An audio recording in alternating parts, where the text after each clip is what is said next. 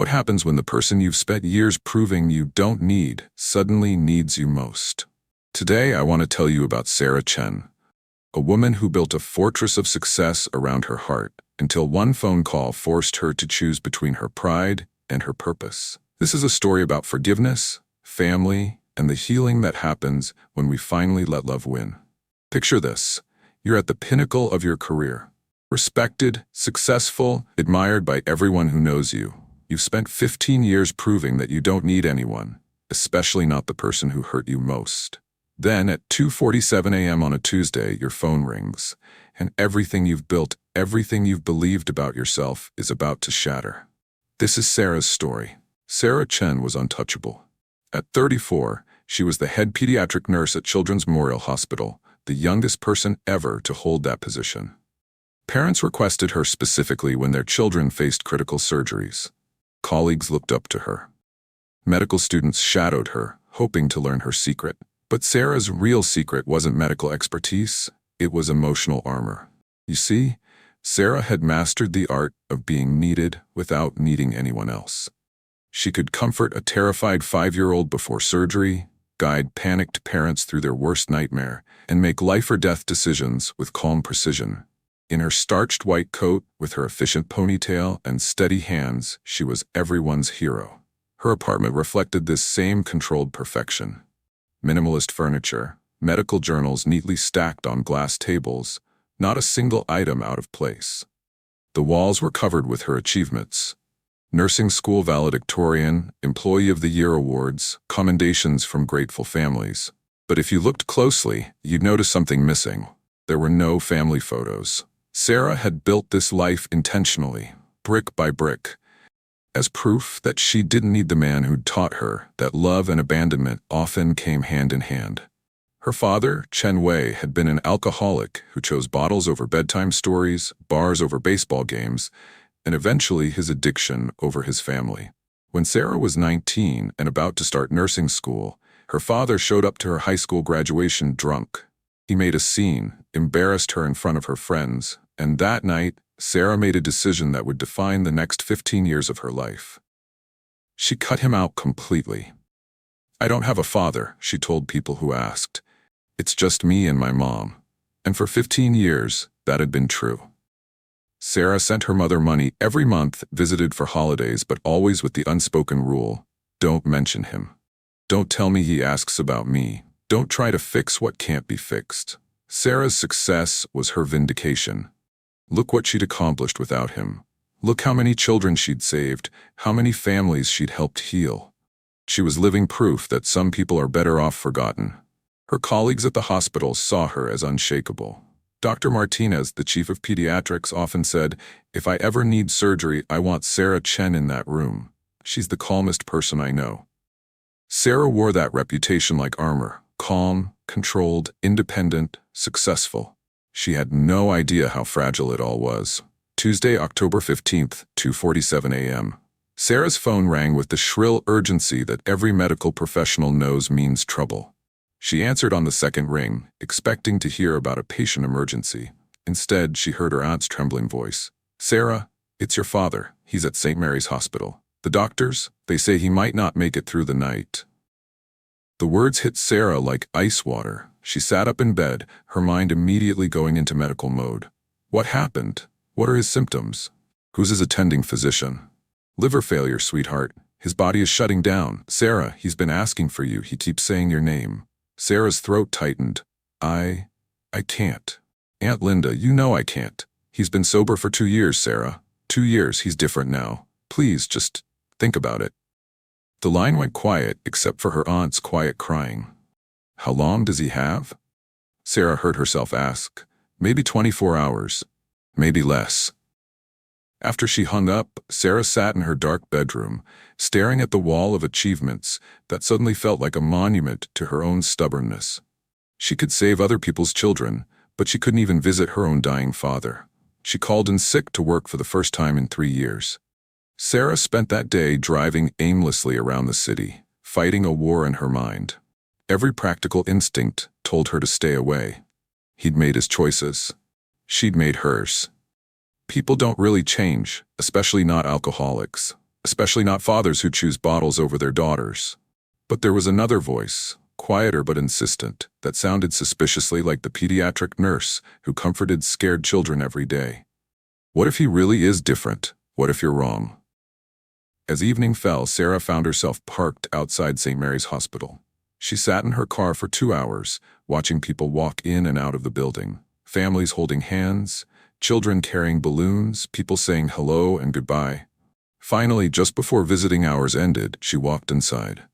Sarah stood outside room 314 for what felt like an eternity, her hand frozen on the door handle. Through the small window, she could see him.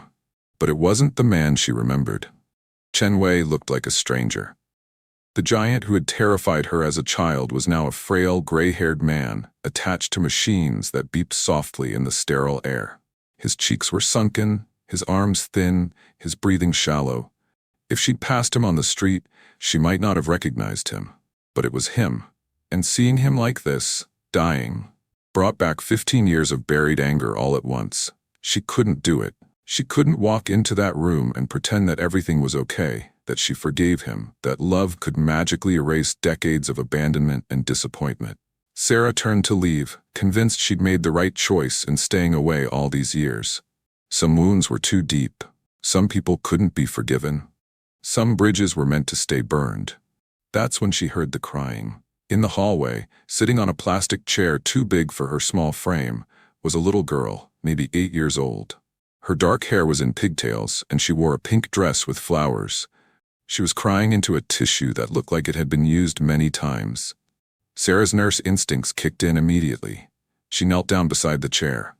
"Hey there, sweetie, are you okay?" The little girl looked up with red-rimmed eyes. "My grandpa is really sick. He's in that room." She pointed to the room next to her father's. "Mama's with him, but she's crying too, and I don't know what to do." Sarah's heart broke a little. "What's your name?" "Lily. Are you a doctor? You look like one of the nice doctors." "I'm a nurse. My name is Sarah. Tell me about your grandpa." Lily's face brightened slightly. "He's the best grandpa in the whole world. He taught me how to ride my bike and makes the best pancakes. But he's really sick now, and everyone keeps whispering, and I think he might go to heaven soon." Sarah felt her throat tighten. "That must be very scary for you. But Mama says I have to be brave and tell him I love him even though it's scary. She says sometimes people need to hear that they're loved, especially when they're scared." The words hit Sarah like a physical blow. Sometimes people need to hear that they're loved, especially when they're scared. "Lily, that's very wise. Your mama is right. Is someone in your family sick too? You look sad like Mama." Sarah glanced toward her father's room. "Yes, sweetie. Someone I used to know a long time ago. Are you going to tell them you love them too?" The question hung in the air like a challenge. Sarah looked at this brave little girl who was about to say goodbye to her grandfather with love instead of anger, and she realized something that shattered her heart. She was more afraid than an 8-year-old child. I don't know if I can." Lily stood up and took Sarah's hand with the matter-of-fact confidence that only children possess. "My grandpa says being scared is okay, but being mean to yourself isn't. Maybe your person is scared too." Those words echoed in Sarah's mind as she finally pushed open the door to room 314. Her father's eyes were closed, his breathing labored. The machines around him painted electronic portraits of a life slowly ebbing away. She sat down in the chair beside his bed, and for the first time in 15 years, really looked at him. Not as the giant who had terrified her, not as the drunk who had embarrassed her, but as a human being who was dying alone. His hands were different than she remembered, smaller, calloused. On his nightstand was a small photo she didn't recognize. It was her nursing school graduation photo. She picked it up, confused. "How did he have this? You came." His voice was barely a whisper. Sarah looked up to see him watching her with eyes that were different than she remembered. Clear, sober, sad. "I wasn't sure I would," she admitted. "I'm glad you did.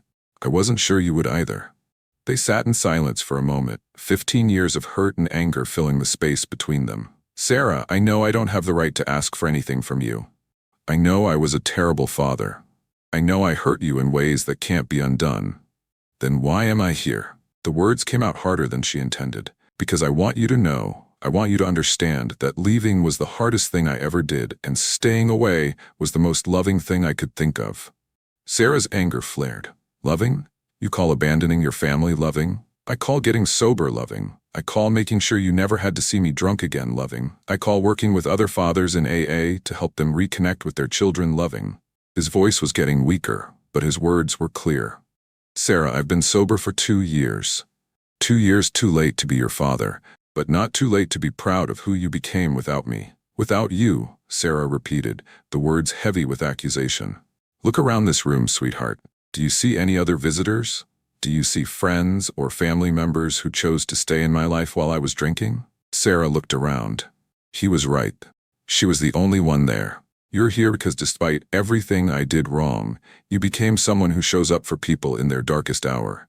That's not despite me, Sarah. That's because some part of you is still the little girl who believed people could be saved. Sarah felt tears she'd been holding back for 15 years start to fall. I'm here because a little girl in the hallway taught me something about courage that I'd forgotten. What's that? That being scared is okay, but being mean to yourself isn't. Chenwei smiled, and for the first time Sarah saw her own smile reflected in his face. She sounds wise. She is. She's 8 years old and braver than I am. No, Sarah, you're here. That makes you the bravest person I know. They talked through the night. Not about the past, not about forgiveness or apologies, but about the present. Sarah told him about her work, about the children she helped, about the life she'd built. He told her about AA, about the other fathers he sponsored, about the men he helped reconnect with their own children. As dawn broke through the hospital window, Sarah realized something profound. Her father hadn't just gotten sober. He'd spent the last 2 years of his life doing exactly what she did, helping heal broken families. Dad, she said, and the word felt foreign, but right on her tongue. I need to tell you something. What's that, sweetheart? I forgive you. Not because you deserve it, and not because it fixes anything, but because holding on to anger was making me hard in places where I need to stay soft. Chenwei squeezed her hand with what little strength he had left. Thank you. That means more to me than you'll ever know. He died peacefully that afternoon, with Sarah holding his hand. 2 weeks after the funeral, Sarah returned to work different. Her colleagues noticed it immediately. She was still the excellent nurse they'd always known, but there was something new, a deeper compassion, a gentler strength. Dr. Martinez pulled her aside one day. Sarah, I've been watching you with the families lately. You've always been good with them, but something's changed. What happened? Sarah thought about how to answer. I learned that healing isn't just about fixing what's broken. Sometimes it's about learning to hold space for what can't be fixed. That conversation planted a seed. 3 months later, Sarah approached the hospital administration with a proposal. A family reconciliation program for patients and families dealing with end-of-life situations where there was unresolved conflict. Too many people die with words unspoken, she explained to the board. Too many families lose the chance to heal because they don't know how to bridge the gap between hurt and love. The program started small. Sarah worked with social workers and chaplains to identify families where estrangement or conflict was preventing peaceful closure. She didn't try to force reconciliation. Instead, she created safe spaces for difficult conversations. Sometimes it worked. Sometimes adult children found the courage to forgive dying parents. Sometimes parents learned to accept children they'd never understood. Sometimes families discovered that love had been there all along, just buried under years of miscommunication and pride. Sometimes it didn't work. Sometimes the hurt was too deep, the wounds too infected with time and resentment. But Sarah learned that even unsuccessful attempts at reconciliation often brought peace to the person brave enough to try. The program grew. Other hospitals reached out, wanting to implement similar initiatives.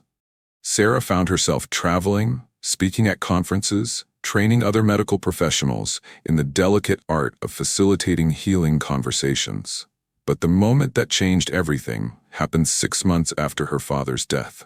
Sarah was working with a family, a successful businessman named Robert, whose 17-year-old daughter had been in a car accident. The girl was going to survive, but Robert was devastated by guilt. They'd had a terrible fight the night before the accident, and he was convinced his anger had somehow caused it. I said terrible things to her, Robert told Sarah through tears. I told her she was irresponsible, that she was throwing her life away. The last thing I said to my daughter before she almost died was that I was disappointed in her. Sarah sat with him in the family waiting room, recognizing the familiar weight of regret and self-blame. "Robert, can I tell you something my father taught me?" He nodded. "Sometimes the most loving thing we can do is forgive ourselves for being imperfect parents. Our children don't need us to be perfect. They need us to be brave enough to love them through our mistakes." Robert looked at her with the desperate hope of a drowning man reaching for a lifeline. "How do I do that? How do I tell her I'm sorry without making it about my guilt?" "You tell her the truth, that you love her more than your own pride, that being her father is more important than being right. And then you listen to whatever she needs to say back." That conversation led to one of the most beautiful reconciliations Sarah had ever witnessed. When Robert's daughter woke up, instead of defending his harsh words or explaining why he'd been angry, he simply said, "I love you more than I love being right. I'm sorry." His daughter's response broke Sarah's heart wide open. "Dad, I love you too. Even when we fight, even when I mess up, I love you too." Watching that family heal, Sarah finally understood her true purpose. She wasn't just a pediatric nurse who happened to help families reconcile. She was someone who had learned to transform her deepest wound into her greatest gift. The little girl whose father had chosen alcohol over presents had become the woman who helped other families choose love over pride. Sarah's story teaches us something profound about the nature of forgiveness and purpose. She spent 15 years building a successful life as proof that she didn't need her father. But in the end, her greatest professional achievement came not from rejecting him, but from understanding him. Here's what I want you to remember. Forgiveness isn't about excusing someone's behavior or pretending the hurt didn't happen. Forgiveness is about freeing yourself from the weight of carrying someone else's mistakes. Sarah discovered that her father's absence had actually shaped her into exactly the person the world needed. Someone who understood what it felt like to be abandoned, and therefore knew how to help others bridge the gap between hurt and healing. Think about your own life for a moment. What relationship in your life feels broken beyond repair? What hurt have you been carrying that's made you hard in places where you need to stay soft? Maybe you're the one who needs to make the phone call. Maybe you're the one who needs to show up at the hospital room. Maybe you're the one who needs to choose love over pride. Or maybe you're on the other side. Maybe you're the one who caused the hurt, and you're wondering if it's too late to make amends. Sarah's story teaches us that it's rarely too late to choose love. Not because love fixes everything, but because love transforms us into people who can help others heal. Sometimes the relationships we think we've outgrown are the ones that teach us how to truly grow. Sometimes the people who hurt us most are the ones who prepare us to heal others. And sometimes forgiving someone isn't about them at all. Sometimes it's about freeing yourself to become who you're meant to be. Sarah's father died believing that leaving his daughter was the most loving thing he could do. Sarah lived believing that succeeding without him was the most defiant thing she could do. They were both wrong, and they were both right. The most loving thing Chenwei could have done was get sober sooner. The most defiant thing Sarah could have done was forgive him while he was still alive. But their imperfect love story became the foundation for Sarah's perfect purpose, helping other families find their way back to each other before it's too late. Your turning point might be closer than you think. It might be one phone call away, one conversation away, one choice to love instead of defend, to heal instead of hold grudges, to choose connection over being right. What relationship in your life is waiting for you to be brave enough to try again? What wound are you carrying that could become a gift to someone else? Sometimes the person you've spent years proving you don't need is the one who teaches you what love really means. And sometimes, learning to say goodbye with love is actually learning to say hello to who you're meant to become. If this story moved you, I'd love to hear about a time when you chose forgiveness over being right, or when saying goodbye with love changed everything. Leave a comment below and share your story.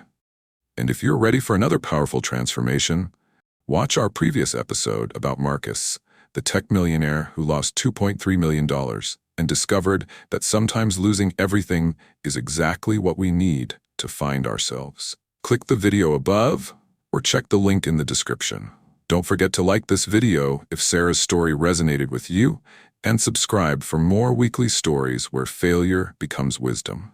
Hit that notification bell so you never miss a turning point that could change your perspective. I'll see you in the next story.